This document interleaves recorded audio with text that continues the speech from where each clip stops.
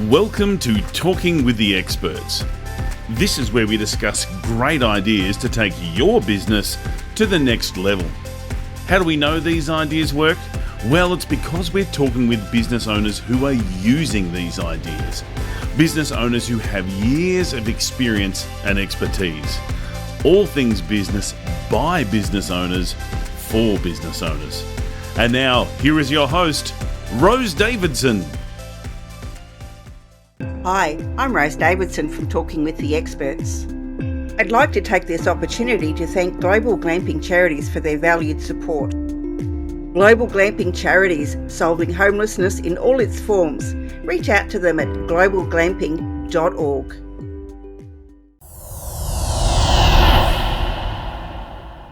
Talking with the Experts.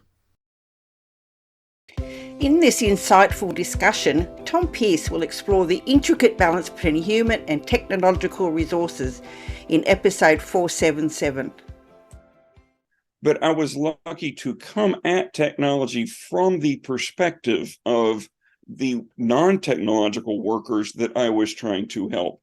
And I have consciously embedded myself with end user communities. I haven't surrounded myself with other programmers and analysts. I have, since I started my own business, I have hired about half of my staff has never written a line of code, but they have learned how to communicate with programmers about what the other people want, because there is a huge communication gap between your technical people and your subject matter experts. And you develop this sort of breed of bilingual people who understand how to grasp a problem, they're familiar with it, and communicate it in terms that a program software architect, engineer can help with. Never lose those people. Always. Talking with the Experts. Hello and welcome to Talking with the Experts. I'm your host, Rose Davidson from rosedavidson.com. Talking with the Experts is about business by business owners for business owners. You can find it on all good podcasting streaming platforms and on YouTube. Today, my guest is Tom Pearce, and we're going to be discussing balancing human and technological resources for enhanced efficiency. Now, Tom will explore the intricate balance between human and technological resources to achieve greater efficiency within your organisation. He draws from his extensive experience in bridging the gap between human and computer systems, and he will share best practices for blending the unique strengths of both human intelligence and advanced technology. And he's going to discuss with us some strategies for equipping teams with the right tools. Welcome, Tom. Thank you so much for joining me all the way from Kentucky. Thank you so much, Rose. It's a pleasure to be with you. So tell me, how did you get into doing what you're doing? Well, I kind of fell into it or slipped into it, one might say. It goes back, I think, Middle Ages or something like that, into the early 80s. I had gone to college on an ROTC scholarship. I had had a grand total of one class in 8th grade in computer science, but had loved computers ever since. So after college, after my training, I was trained as an Army logistician. I got tapped on my very first day to join an analysis team. And my boss had one of the earliest desktop computers. It was a Hewlett-Packard, and a room full of very bright, very seasoned veterans with what we call a spreadsheet now is the electronic version. I'm talking the old paper versions, the 4 foot by 8 foot, fill a conference room table, adding machines, sharp pencils, pencil sharpeners. And I noticed how much time and energy these guys were spending doing that. And I had already learned enough about computers to know that I could help them. And so it was so funny. This was my big introduction. One of the brightest guys there, Ted Elston, knew what he was doing with simulation modeling and logistics planning. And I watched him, tried to mimic what he was doing on the computer. He checked every piece of math with his adding machine, developed confidence in me. That was the key. And from there, I was able to use the computer to help his job go easier. That became writing simulation models for missile support and ammunition support for the Army, which became writing a logistics application, which became installing an ERP system at a Navy defense facility in Louisville. And that facility I am still supporting, though it's changed hands 3 times. And needless to say, the technology has changed a bit. So I was brought into computing and into business because I knew how to use a computer to help a human problem. And I feel like so many people these days grow up sort of in an isolated cavern of computers, and you know they expect the requirements to be handed to them on some form, electronic or otherwise. And the old joke in computer science is, oh my God, don't tell me you gave them what they asked for instead of what they needed. Because you really have to develop an understanding and trusting relationship with people to be able to use technology in a way that actually benefits them instead of it gets in their way. I don't know what your experience is, but it seems like everywhere I go, somebody's ready to throw away their computer or their phone or their credit card reading machine. And when the technology doesn't work, for all of us, it gets in our way. And so really paying attention to whether or not the stuff you're doing with technology is actually helpful to people in what they're trying to do. It's kind of a forgotten art. It is. I did that back in the 80s as well. I worked for a government organisation here, law enforcement agency, and they used to pay a book bounty for people who were publishing books. And they had this form that they filled out, by hand, and it was like really long and drawn out. So I got, when we got our first Microsoft computers, of course, then we had Access, which was, how to build databases and so forth. And I made a database, and so all they had to do was go click, click, click, click, click, and everything was done, and it was sent off to Canberra, and Canberra loved the form so much that they implemented it across the nation. So I was really happy with that. And so you don't have to be that technologically savvy to be able to do something, as long as you've got the dedication and the perseverance to work it out. Absolutely. And side issue, we're in the process of building a new house, and I was there yesterday with this old codger who's hard of hearing, incredibly sweet guy. Once he understands what you want, he's got his power tools all set up in what will someday be my living room. And he can make something faster than he can explain to you what he's going to make. He just knows how to use the tools. You put those same impressive power tools in my hands, you don't get the same result. No. It's the marriage of the really powerful modern tools with people who know how to use them. Yeah, and that's the connection that matters. Yeah, I think that's the point. You're right. We all get frustrated with technology because it doesn't work when we want it to work. And unfortunately, it gets tired too. The internet does get tired, but you have to just either just be patient or find a workaround. I ran a summit in March, and the power went out here, so I lost I lost everything halfway through someone speaking. Thankfully, Zoom still was recording, so that was a bonus. But I was, really, how am I going to interact with the audience and everything? I thought, well, I've got a tablet, I've got a phone, just put them on and just hope for the best. And then it all worked out. And then, then the power came back on. But honestly, there's no point getting frustrated because things happen, and you just exactly have to find a workaround. And it's I do have a bias because I came into adulthood at the same time that Bill Gates was introducing Microsoft and Steve Jobs was introducing Macintosh, and so I get very frustrated with programmers and technology designers that aren't paying attention to what the human end user needs, and they just make it way more frustrating than it should be. Yes, and I got another kind of pet peeve that sometimes that's the result of upper management seeing technology as a way to control people. I'm going to make sure you do what I want, and I'm going to have monitors on you, and And that's when the computer becomes the enemy of the people, and Yes. you're not really giving your people the tools they need to do their job well. You got it backwards. Yeah, we have a very well-known social media platform that, you know, makes chops and changes and does all this stuff, doesn't let anybody know what they're doing, and you know, there's glitches and bugs and all sorts of horrible things going on, and you know, you could do something yesterday that you can't do today, and then vice versa, and it's just Right. very, very frustrating for the end user that they're making these Absolutely. changes for the, I think sometimes just for change's sake, rather than giving the people what they want. Yeah, there was a great hallway conversation I had with a couple of consultants from Pricewaterhouse, I think it was, and they were advising an ERP implementation that I was working on. And just in a hallway break, with a lot of frustration, I asked the guys, you know, the compressed schedule to do the implementation in months, weeks in some modules, and I asked them, how long does it typically take the user community to embrace the new technology and get comfortable with it to where they can do their job as efficiently as they did before?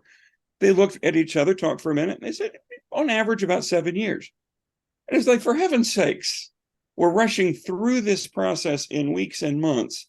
And when you change everything, I've heard somebody compare it to the grocery store you go to. If they moved everything, it would be chaos in there for a while. Yeah, I've been through supermarkets that have done that. They've Yeah. remodeled and moved absolutely everything, and oh my God, it was just such a nightmare to go shopping. And you hear people saying, well, you just need stronger management at the top to force people to change. People don't work that way. People don't change because you make them. So Yeah. So how do we solve this problem, Tom? How, you know, to get the human behavior integrated with the technological side, because it's not an easy task to oh, do heavens, that. no, not easy at all. And you know, the short answer for me is I hope that you get as lucky as I was, which, you know, there is a lot of luck involved. But I was lucky to come at technology from the perspective of the non-technological workers that I was trying to help. And I have consciously embedded myself with end user communities. Not, I haven't surrounded myself with other programmers and analysts.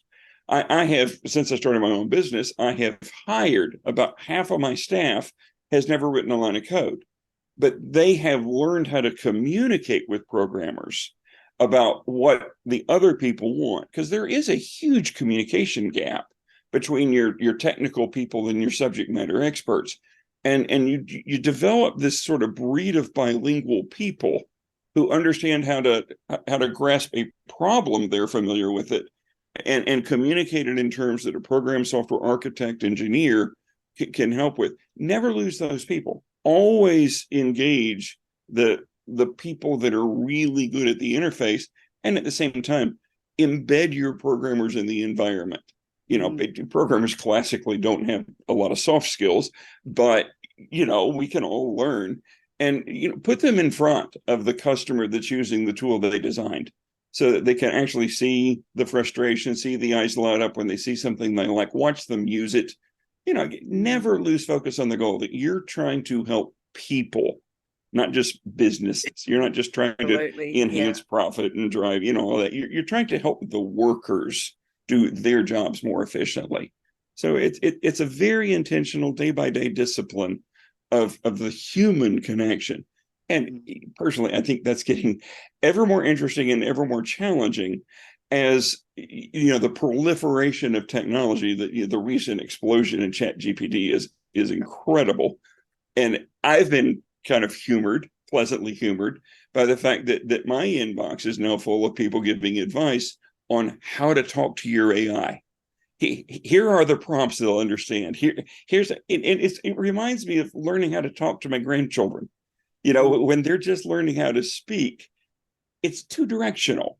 You teach them words, and then you understand what word they use to mean what thing, and the language grows through repetition. And so we're going to have to learn to talk to. Heavens, I had a Ford with one of those sync voice recognition. No, we never got along. Yeah, the computer never understood what I was trying to say. I'd ask for directions somewhere and would place a phone call. No, we didn't get better. But the other technology, the humans and the designers have to keep working together to bridge the communication gaps. Yeah. It's not something that's not new. There's nothing new under the sun. We've been bridging communication gaps. That, you and I both speak English, but not in quite the same way. And certainly my ancestors are from Scotland. Please don't dump me in Scotland and expect me to communicate effectively. We have to learn how, whether it's human or digital. Well, I mean, and programmers are like engineers. They speak their own language, and they sometimes forget that there are other humans on the planet that don't speak the language that they speak. Exactly, because they've been too isolated. I had one friend at a conference, and he got so tired of the irritating users annoying his programmers, he locked them in a basement and didn't allow the users to talk to him. All the requests had to go through him. And his exaggeration, hyperbole, was he would give slide the request under the door along with the pizza. Here's your pizza, here's your request, go do the programming. That doesn't work. You get more lines of code written, but you don't get the problem solved that way. No, you don't. And I mean, I love AI. I have embraced it full on. And, I've trained ChatGPT in about 5 minutes, introduced myself, told it what I wanted, and now it writes everything in my voice. And I think, oh my goodness, how did I live without this before? Exactly. I love it. And now with GTP4 now out, which I have early access to the new one, and it is so amazing. I love it. Right. And just the fact that you've already gotten to that point, to the love. We use relational terms when we talk about technology. We call him and her. Like I tell people all the time jokingly that I will believe in artificial, intelligence when Alexa knows that I'm mad at her. Right now she gives me all these reminders I don't want to hear. I have to figure out how to tell her, please don't do that again. But my 4-year-old grandson can just look at my face and say, yeah, I better not do that again. But what really frightens me is what happens when Alexa gets mad at me, because now we got to work that angle out. But yes, well, it is, yeah, it's a relational I've met Alexa. issue. I've met the real Alexa. She's lovely. Really? Oh, wow, that's cool. Well, please tell her I didn't mean her directly. Yeah, I look, but I do understand what you're saying. If you don't train the AI the way you want it to, it's not going to work the way you want it to. It's like, yeah, as you say, teaching a child how to talk. It's and using their words. You need to teach them, and so you need to teach AI as well. So if it comes up with the wrong stuff, it's a computer or an intelligence is only as good as the information that it's given. So you have to, which is also true of humans. Yeah, you Yes. have to keep that in mind. I mean, they aren't human, so they need to know what they need to do, and you need to be human enough to be able to teach the intelligence of this software or program, whatever, to do what you ask. It's not going to do it on its own, and if you just leave it to its own devices, it's not going to give you the result that you want.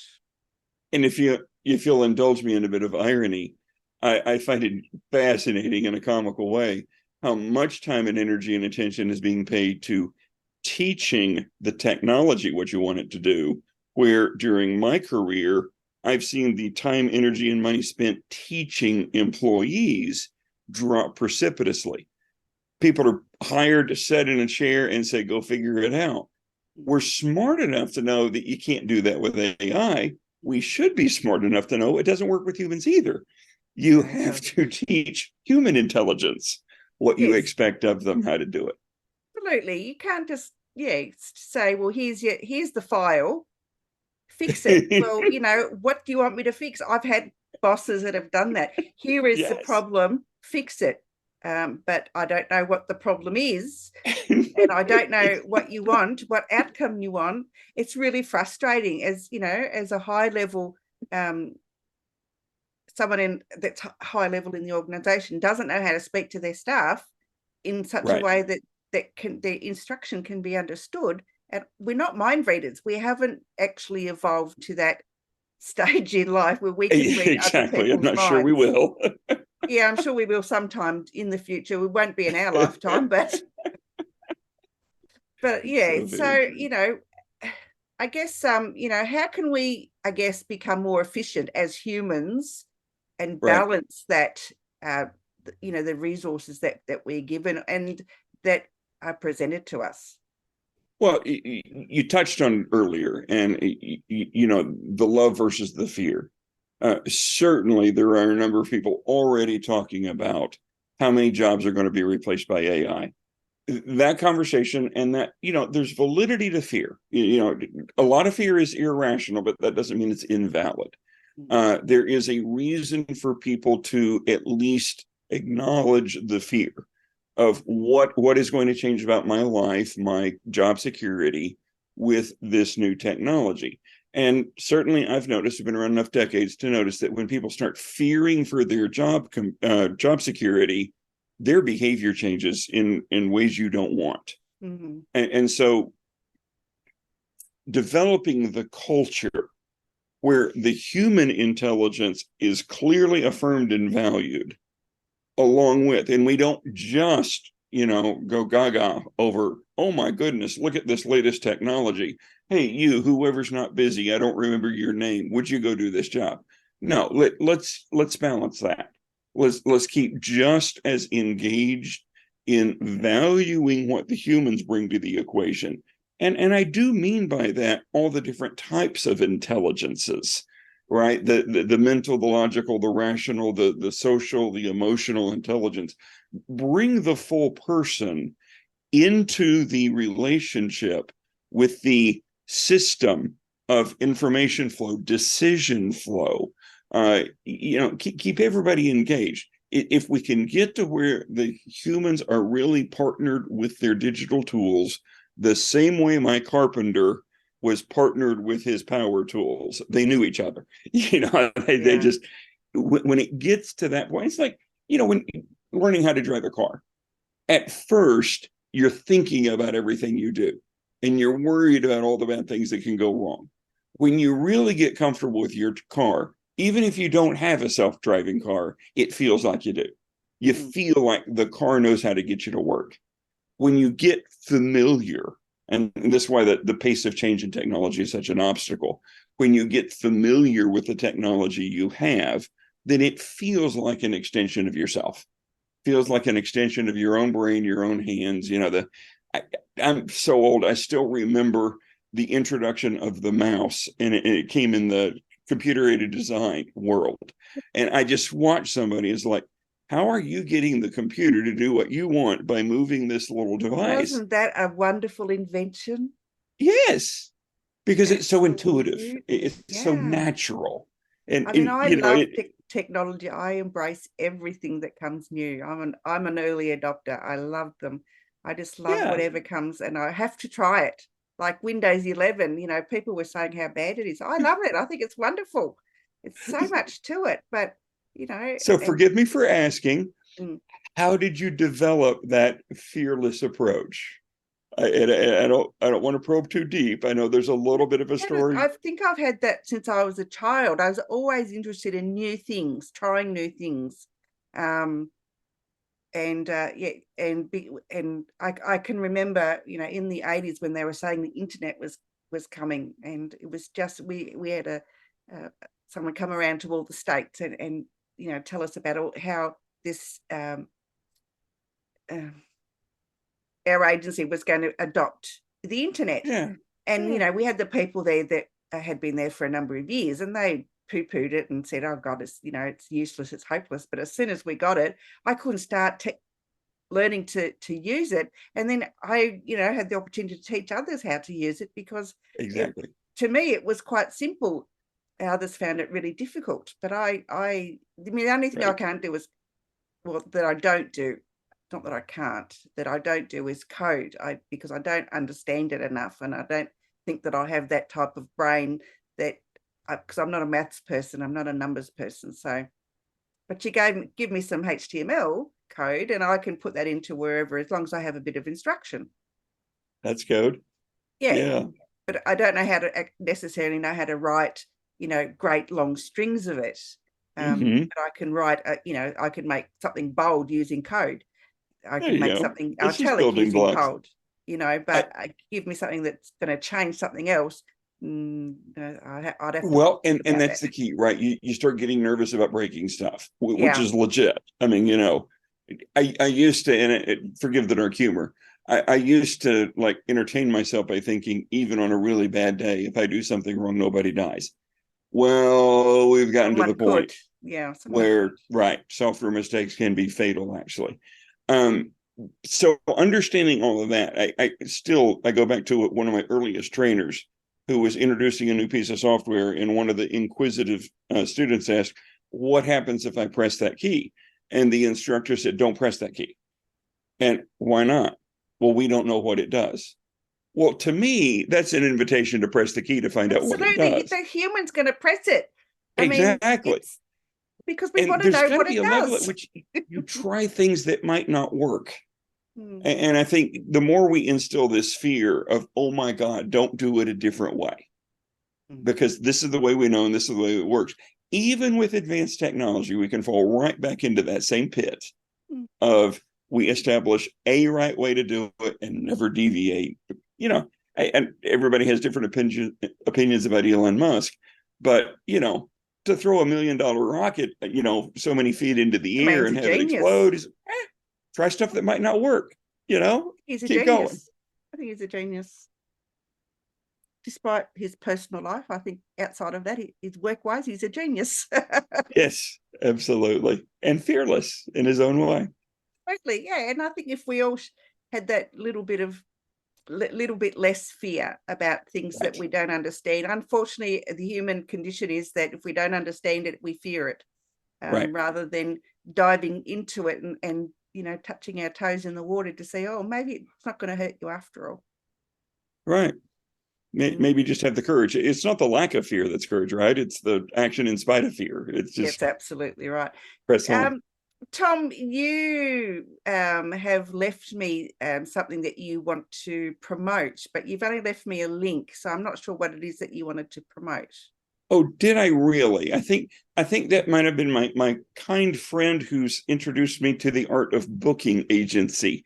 Okay, Are so you it's a talking link. It's about a book? i2s.us. That's all it's got given me, so I'm not sure what that Oh, is. I'm sorry. The name of my company is Integrated Information Systems, which is a mouthful. So we abbreviated it I2S, Right. like I squared S.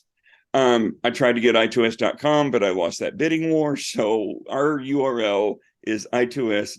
Well, that's That's our handy. website.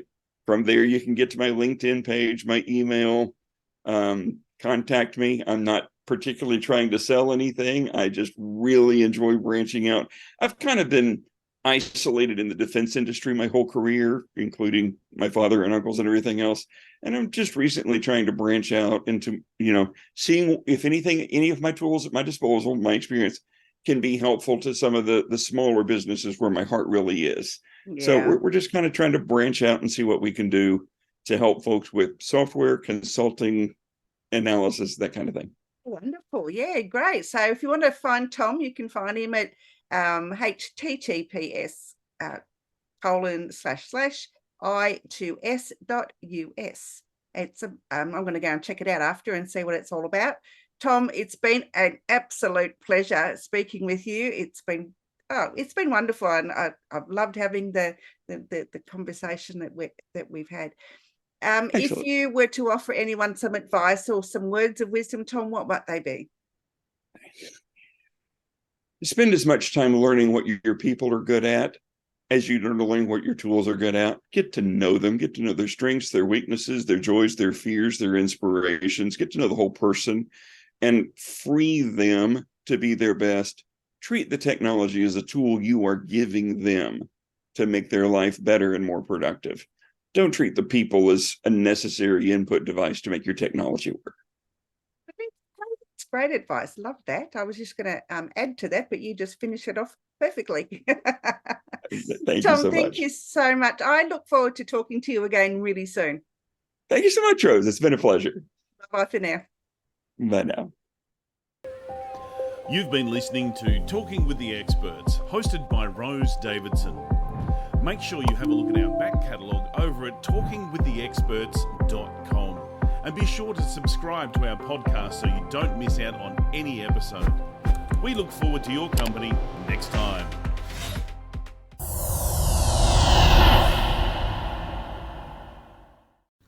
Talking with the Experts.